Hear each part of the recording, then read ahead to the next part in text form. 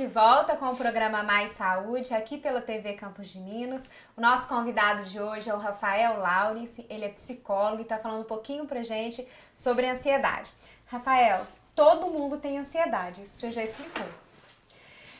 Tem alguma dica, alguma técnica pra gente controlar a ansiedade em algumas situações? Por exemplo, vou fazer um concurso. Como que eu posso controlar a minha ansiedade para no dia da prova ocorrer tudo bem e que eu consiga fazer? Sim. Bom, existem realmente algumas técnicas, né, que podem estar ajudando a amenizar essa ansiedade. Vamos usar o exemplo, né, do concurso. Né? Quando a gente se imagina fazendo a prova, né, lá no dia, talvez a gente já sinta aquela sensação, né, a sensação do medo. E aí a gente começa a avaliar o porquê que eu estou sentindo medo. Quais são os pensamentos que se passam na minha cabeça de medo nesse momento? Por que eu tenho medo disso? E aí, às vezes, a gente chega à conclusão de que não estudou o suficiente, de que vai ter muitos candidatos, né? De que a gente tem medo de dar um branco. E às vezes a gente, questionando esses nossos pensamentos, né? A gente chama até isso de um questionamento socrático. Quais são as evidências de que esses pensamentos são reais? Eu estudei bastante ou eu não estudei? Se eu realmente não estudei, me resta estudar mais, me preparar mais, né? Vai me dar branco na hora da prova. Aí você pensa, mas quantas provas eu já fiz, já me deu branco alguma vez? Você busca na sua própria história também algo que te embasa, né? E mudar essas cognições podem te ajudar. Outros, na questão da prova ainda, né? Você se preparar bem, você estudar, você fazer simulados, você realizar as tarefas, né? Você conhecer o local da prova, diminuir os possíveis imprevistos, né? São coisas que imagina, você está chegando para fazer a prova, um grande imprevisto, isso aumenta muito a sua ansiedade. Chegar atrasado. Chegar lá, sua caneta não funcionar, então levar o material certinho. Então, assim, e existem também técnicas que chamamos de técnicas de relaxamento, né? Quando a ansiedade está, por exemplo, a gente está tentando estudar, mas a ansiedade não nos deixa, a gente pode usar algumas técnicas que a gente chama de técnicas de relaxamento.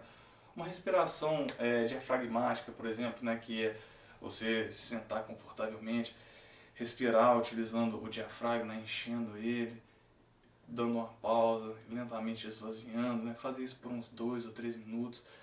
Isso vai te trazer uma sensação de bem-estar, vai reoxigenar, né, o seu corpo. O relaxamento muscular progressivo, que é o fato de você forçar alguns grupos de músculo e depois deixá-los estendidos, deixá-los relaxados. Aí você vai fazendo isso parte a parte do seu corpo, né? Isso te traz uma sensação de bem-estar, de relaxamento. A própria distração também, né? Às vezes a gente está... Isso é muito comum em medo de avião, por exemplo, né? A pessoa quando entra no avião fica ali cheia de medo e tal. A distração, né? Ler um livro, jogar algum joguinho, ver um filme, né? No celular hoje é possível, né? Então, essas distrações também ajudam a você vencer o medo. Porque o que alimenta mesmo a ansiedade é quando você começa a evitar situações de ansiedade.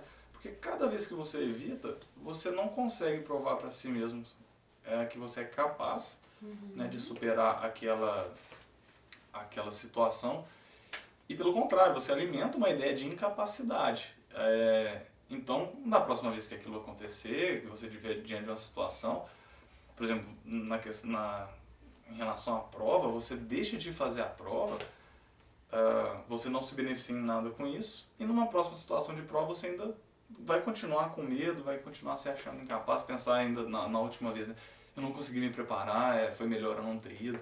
Então você mantém um ciclo, né? É importante evitar, você superar essas evitações, né? Tem pessoas que podem, elas mesmas, criarem técnicas para amenizar os sintomas da ansiedade. Por exemplo, eu quando estou muito ansiosa, eu tenho o hábito de mastigar chicletes. E aí, conforme o nível da minha ansiedade, o mascar ele vai ficando mais forte ou mais fraco. É uma técnica que para mim me ajudou. Mas tem pessoas que, minha técnica é ler, minha técnica é ouvir música. A própria pessoa pode fazer isso, Rafael? Sim, né? Acho que a pessoa, conforme ela vai se sentindo ansiosa, ela acaba criando estratégia. A gente até falou sobre comer, né? Tem gente que come, né? E essas técnicas que você falou é basicamente isso que eu falei sobre a distração, né? Você tira o foco da sua mente naquilo que está te causando medo, né? E você tenta distrair a sua mente no seu caso, com chiclete, né? Mas com um filme, com uma música, com um livro. Isso isso distrai a sua mente para aquela situação.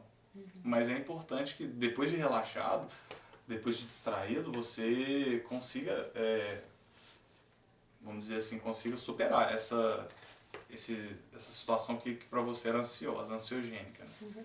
E o uso de medicamentos é indicado para o tratamento? Então, em relação ao uso de medicamentos, né, ele pode ser um aliado junto à terapia, né? A terapia, ela por si só, ela pode ser eficaz, né? Ela pode ajudar o nosso cliente a estar melhorando, aliviando os sintomas, aprendendo mais sobre a ansiedade, né? Buscando os comportamentos mais saudáveis, mais funcionais. Mas, dependendo da situação do próprio paciente antes de chegar, talvez ele conviva com uma ansiedade tão elevada, algo tão disfuncional, que até para ele aderir à terapia pode ser difícil, né? Talvez ele não consiga, não tenha coragem nem de ir. Por exemplo, alguém com uma fobia social muito forte, né? Às vezes uma pessoa não consegue nem chegar aí. Então, esse remédio ele é indicado até para conseguir ter um efeito mais rápido. Só que esse efeito ele também fica condicionado ao remédio. Já a terapia, ela parte de um processo de aprendizado. Ou seja, se você para de tomar o remédio, é provável que voltem aqueles sintomas.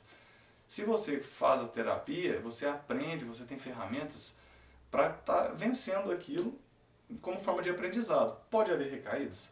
Pode haver recaídas. Mas quando elas acontecerem, você tem já algumas ferramentas, você já tem algumas técnicas, e você pode estar voltando também à terapia para reforçar, né? A gente tem alguns acompanhamentos, né? A gente chama de sessões de prevenção de recaída. Então, isso é possível. E é importante lembrar na questão do medicamento, que o psicólogo ele não pode receitar medicação, né? Então, isso deve ser feito por um psiquiatra. Não pode ser a mãe, não pode ser o pai, não pode ser o vizinho que deu certo. Isso tem que ser um acompanhamento do psiquiatra, é ele que vai indicar se deve ou não tomar o remédio, qual a quantidade, qual remédio, se deve diminuir a dosagem, se deve aumentar, né? Isso não pode ser manipulado pela própria pessoa, o que é muito comum, né? Às vezes o paciente, estou me sentindo melhor, e começa a manipular o próprio remédio, isso não é correto, né? Então, a medicação deve ser acompanhada de perto por um psiquiatra. Rafael, infelizmente nosso programa está chegando ao fim. Gostaria muito de agradecer a sua participação. Queria que você falasse pra gente, você atende aqui em São João, onde fica o consultório, se você puder passar um número de telefone.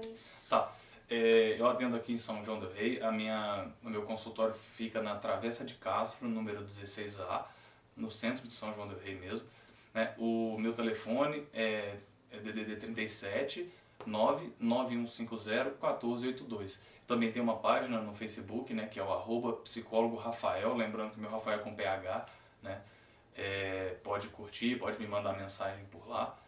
E acho que é isso. Eu que agradeço, né, o convite para estar participando, foi um prazer enorme. Espero que nós possamos ter outras oportunidades para falar muito sobre outros assuntos, que a gente sabe que ainda tem muita coisa para poder esclarecer, né, Rafael? Com certeza. Muito obrigada. Eu que agradeço. A todos de casa que nos acompanharam, muito obrigada. Nesta sexta-feira, às 10h40 da manhã, você acompanha a reprise deste programa. E na semana que vem estaremos de volta com mais um assunto interessante. Então tenham todos uma boa noite e até lá!